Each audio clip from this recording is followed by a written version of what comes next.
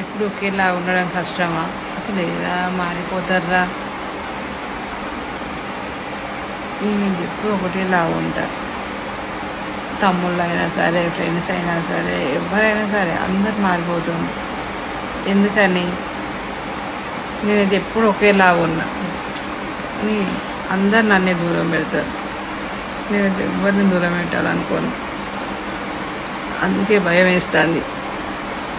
ఇక అందరిలాగా రేపు మా పిల్లలు కూడా దూరం పెడితే నేను తట్టుకోగలుగుతానా? ఆయన అప్పటిదాకా ఉంటామా మనం?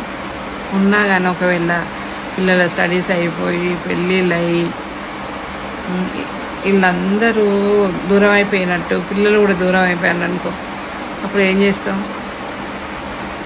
ఏం చేయలేం. వాళ్ళని కూడా ఏమనలేం. ఇప్పుడు వీళ్ళని ఏమంటున్నాం? వీళ్ళని ఏమంటలేం కదా, వాళ్ళని కూడా ఏమనలేం. ఏంటో ఒకప్పుడు ఎట్లుండేటోళ్ళు, అసలు అందరు కలిసి మంచిగా ఉండేటోళ్ళు. ఇప్పుడు ఎవరు ఏ టైంలో మారిపోతారో, ఎవరు ఎట్లుంటారో తెలుస్తలేదు. ఫ్రెండ్స్ అయినా సరే, చుట్టాలైనా సరే, ఇంటోళ్ళైనా సరే, పిల్లలైనా సరే. నా పిల్లలు మారిపోతే మాత్రం నేను తట్టుకోలేను, భరించలేను. నా వల్ల కానే కాదు.